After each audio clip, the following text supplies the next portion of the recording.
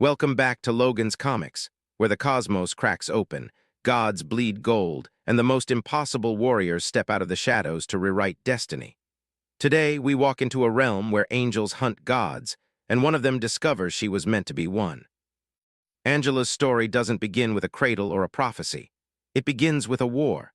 A war so old it was buried by Odin himself, erased from memory, sealed behind lies, and locked away in a part of the universe no Asgardian was ever meant to see. A place called heaven. For ages, the angels of heaven believed something simple. Asgard wronged them. Asgard stole their birthright. Asgard destroyed their queen's child. So they forged themselves into what they believed the universe needed: perfect warriors, flawless assassins, beings who valued debt and discipline more than love or mercy. And among those flawless warriors rose one unmatched, unbent, unbreakable angel, Angela. In Age of Ultron issue 10, she tears through the fabric of reality itself, screaming into the Marvel universe like a divine missile. She doesn't arrive quietly or gently, she arrives like war incarnate. When she appears, even the Watcher pauses. Even the Guardians of the Galaxy feel the pressure shift, like gravity cracking. There's this moment, raw, unsettling, almost beautiful, where Gamora looks into Angela's eyes and sees something terrifying. Because Angela doesn't look like someone who wants to fight. She looks like someone who has already killed her way through a dozen realities to reach this one. But the truth inside her, she doesn't belong anywhere, she doesn't yet know who she is. All she knows is battle. When she crosses paths with Thor in Original Sin issue 5.1, everything changes. Thor senses something impossible, a familiarity in her aura like a storm echoing through her bones. Their fight isn't just brutal, it's mythic. Hammer against blade, thunder against discipline. Thor fights with emotion, Angela fights with the cold precision only someone forged without love can wield. But then the truth hits, not with thunder but with silence. Angela is Aldrif, Odin's first daughter, Thor's lost sister, stolen from Asgard by the angels as an infant, used as a bargaining chip in a war no one remembers. Angela doesn't shout, she doesn't cry, she doesn't embrace her family, she just stands there, silent. Because the word family means nothing to someone raised in a culture where affection is a weakness. She was trained to never owe anything, never accept anything, never need anything. And now, Asgard claims she belongs to them. She doesn't reject Thor, she simply doesn't understand him. She doesn't understand warmth. She doesn't understand Frigga's smile. She doesn't understand Odin's awkward pride or Loki's strange curiosity. She doesn't understand why people hug for reasons other than leveraging a blade. She walks away, not angrily, but like someone stepping out of a story she isn't ready to join. And this is where Angela becomes more fascinating than most cosmic heroes, because she isn't driven by destiny or prophecy or inherited roles. She's driven by something far more human, a need to understand her place when everything she believed was a lie. She becomes a wanderer, a mercenary, a cosmic Ronin moving between worlds. She joins the Guardians not because she seeks friendship, but because she seeks order and perhaps, without admitting it, because she's learning what companionship feels like. In Guardians of the Galaxy Vol. 3, her dynamic with Gamora becomes one of the most underrated relationships in modern Marvel. Two warriors, one raised in violence, one raised in vengeance, recognizing something familiar in each other. Gamora fights for redemption. Angela fights for clarity, and neither entirely trusts the concept of peace. But Angela's biggest transformation still waits beyond the horizon, resting in a realm she has tried to avoid her whole life, Hell itself. When she discovers that her long-lost lover Sera's soul is trapped in Hell, Angela doesn't hesitate. She doesn't negotiate. She doesn't pray. She marches into Hell like a golden storm in Angela, Asgard's assassin, carving a path through demons, curses, and ancient sins with something deeper than rage, purpose. It is in this journey that Angela stops being just a weapon. She becomes a woman fighting for someone she loves, even if love is still a foreign language to her. And when she eventually stands toe-to-toe with Hela herself, Marvel's goddess of death, you can feel the universe hold its breath. Because this isn't just a power struggle. It's a clash between two women shaped by loss and ruled by different ideas of what power means. Hela rules through control. Angela rules through conviction. By the time we reach Angela, Queen of Hel, everything comes full circle. The angel who once had no home, no past, no heart, now sits on a throne at the edge of death, not because she wanted power, but because she earned it rescuing the only soul who ever mattered to her. There's this unforgettable panel, Angela standing tall, her wings unfurled like burning banners, declaring that hell will be governed by judgment, not cruelty. That love, sacrifice, and debt can coexist. That a warrior raised without affection can still learn to protect it. That is Angela's power. Not her blade, not her discipline, but the truth she finally understands. She belongs everywhere she chooses to stand. Angela's reign over hell isn't the kind of rule Marvel usually gives its cosmic warriors. She doesn't sit on the throne like a queen enjoying her domain. She stands over it like someone guarding a battlefield that never ends. She knows hell isn't a kingdom, it's a burden. And every soul within it is a story unfinished, a promise unkept. What makes Angela remarkable is that she never lets the throne reshape her. Even surrounded by the spirits of the damned, she refuses to become another tyrant. Where Hela collects obedience, Angela demands honesty. Where others seek worship, Angela seeks purpose. And in that purpose, she reveals something she never said aloud. She doesn't fear death. She fears meaninglessness. It's what drives her forward when the universe shifts into new wars. During Angela, Queen of Hel, she breaks tradition after tradition. She frees the unjustly damned. She challenges ancient rules that have governed hell since before the Bifrost first shimmered. And every step she takes feels like she's rewriting the cosmic identity forced on her by heaven.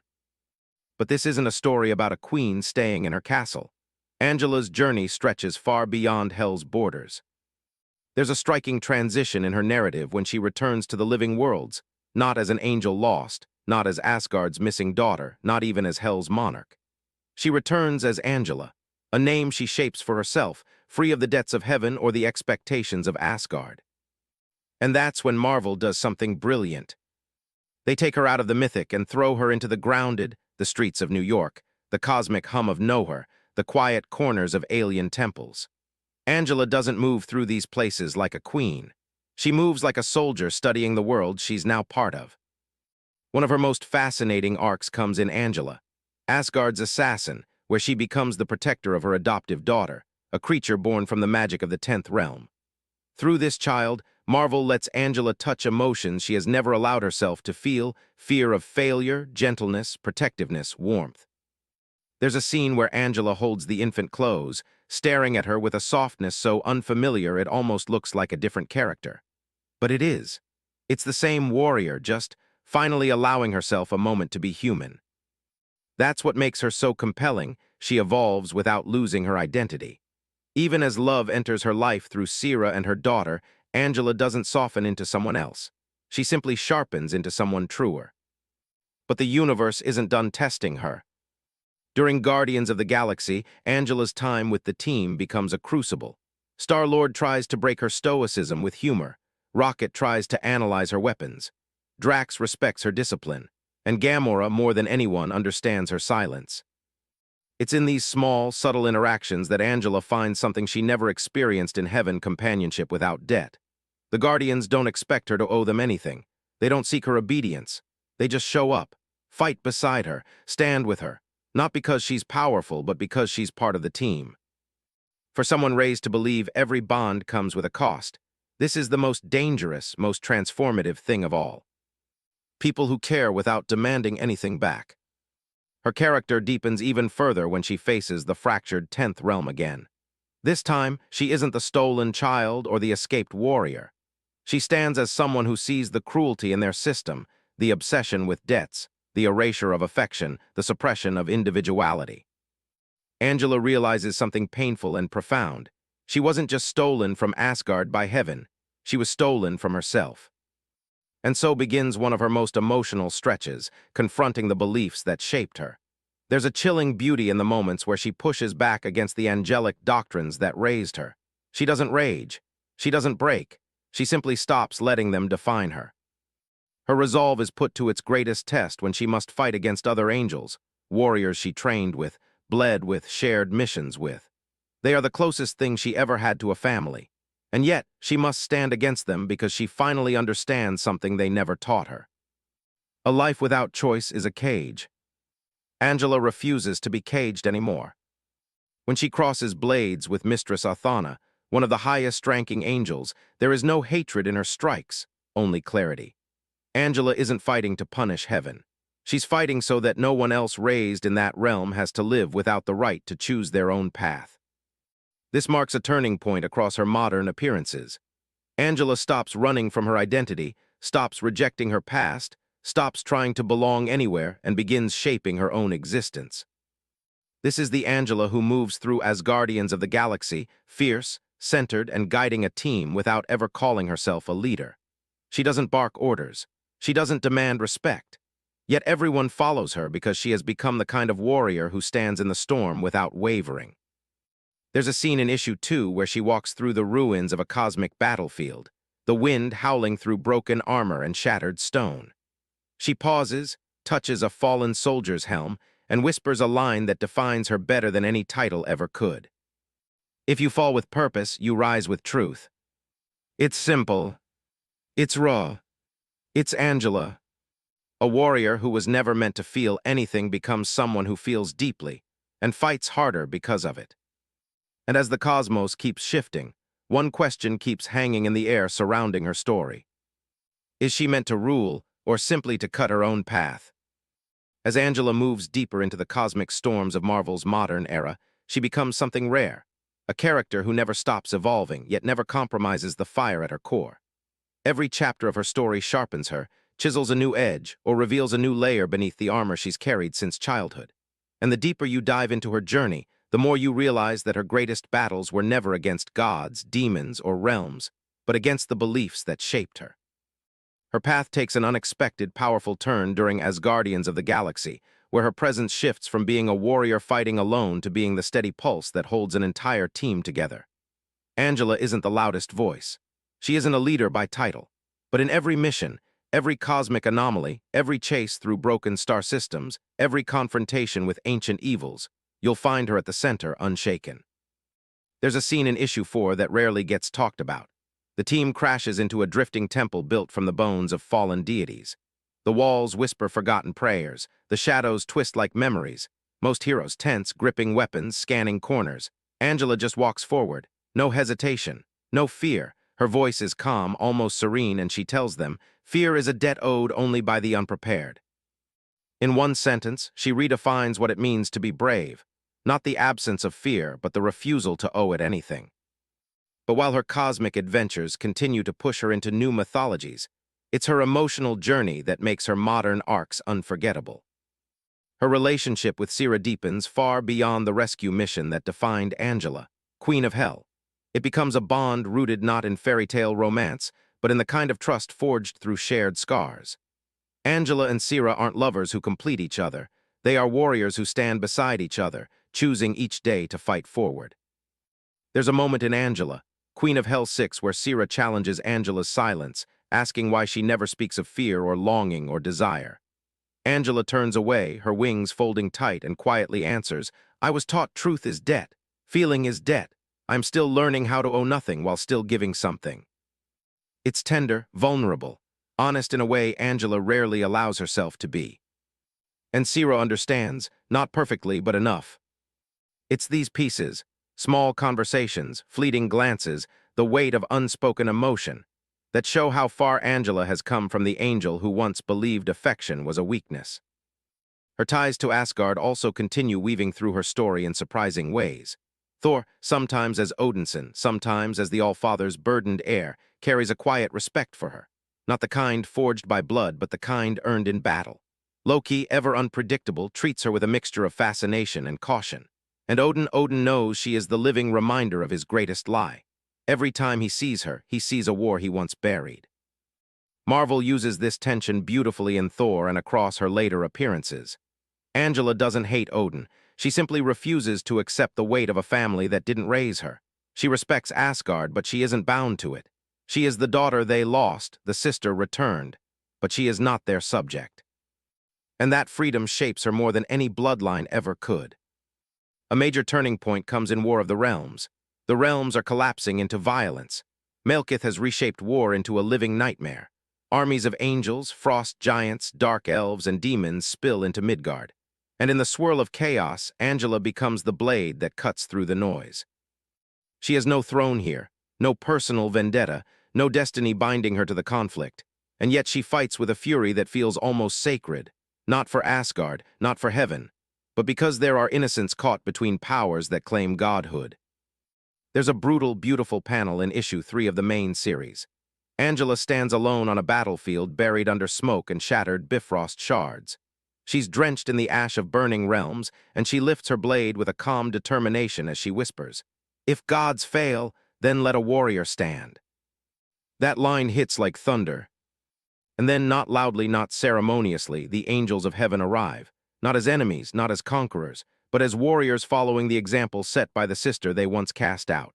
Angela doesn't acknowledge them as subjects. She doesn't accept them as allies. She simply fights beside them as equals, because that's the truth she has accepted. Hierarchy is a cage. Purpose is freedom. As the war crashes into its violent climax, Angela delivers a strike that helps turn the tide, cutting through an entire wave of dark elf sorcerers with a precision that speaks to her roots, but a conviction that speaks to who she's become. After the war, there's a quieter moment. She stands overlooking the ruins of what used to be peaceful Midgard villages.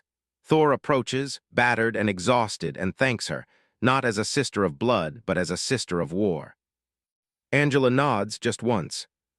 A small gesture, but for her, it feels like a full embrace. By this time in her modern appearances, Angela has become more than a character who crosses realms.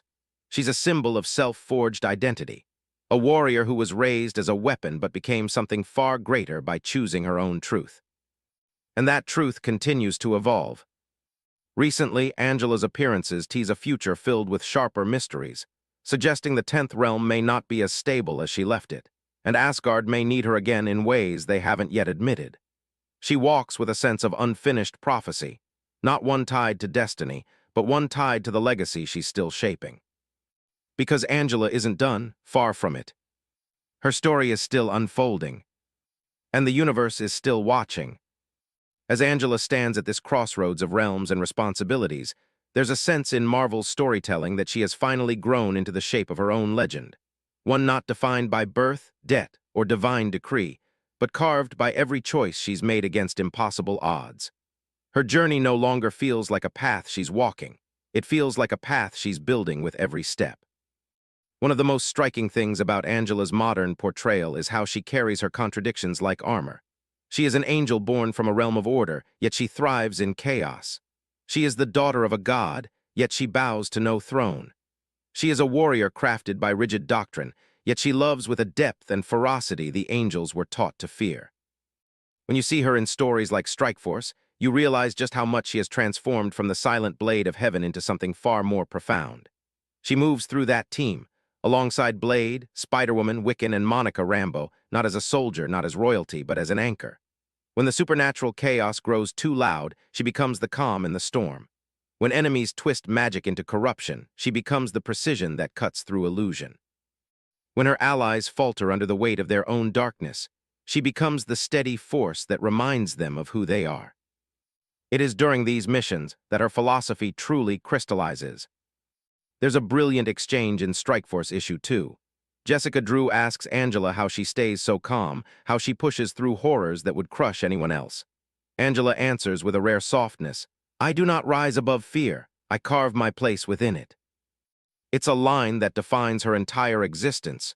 Fear doesn't rule her, but neither does she pretend it isn't there. This emotional maturity becomes even more evident in the way she handles Sera's growing role in Marvel's cosmic space. Sera isn't just a romantic partner. She's a companion who challenges Angela's silence, pushes her away from stoicism, and demands humanity from someone who was never allowed to be human. Their bond becomes a kind of rebellion against the 10th realm's cold doctrines. In moments shared across Queen of Hel and her later appearances, you can feel a fragile but unwavering truth. Angela fights because she must, but she loves because she chooses to. And that distinction matters. It's what sets her apart from characters who carry great destiny or divine heritage. Angela's path isn't written in prophecy. It isn't shaped by cosmic forces or mystical runes. Every victory she claims, every life she saves, every realm she steps into, she does it because she chooses to. Her entire story is a rejection of fate and a declaration of free will. Marvel uses this beautifully as the foundation for her future. Across scattered cameos and cosmic arcs after 2020, you can feel the quiet threads that will likely build toward Angela's next saga. The fabric of the 10th realm trembles in subtle ways, old debts resurfacing, new factions rising, and the tension between heaven and Asgard simmering below the surface. And in every whisper, every hint, every shadow you can almost hear the question Marvel is setting up. What happens when the daughter stolen from a realm becomes its greatest challenger? Angela may have left heaven behind, but heaven never truly lets go. And Asgard, though it respects her now, doesn't fully understand her. She walks between realms, but she belongs to neither. And that is exactly why she is unstoppable. Because the universe has no leverage on someone who owes it nothing. So when the next cosmic crisis arrives, and it will, you will likely see Angela again standing where gods hesitate, blades gleaming, wings sharp as judgment. Not as a queen, not as a sister, not as a soldier, but as Angela, a warrior who chose her own legend, a guardian who carved her own truth, a force who refuses to bow to any destiny but the one she makes with her own hands. And when she steps forward again, whether in the 10th realm, in the burning ruins of cosmic war, or beside the heroes of Midgard, you'll know one thing for certain. The universe changes when Angela draws her blade, because she isn't just part of Marvel's cosmic tapestry anymore. She is one of the threads holding it together,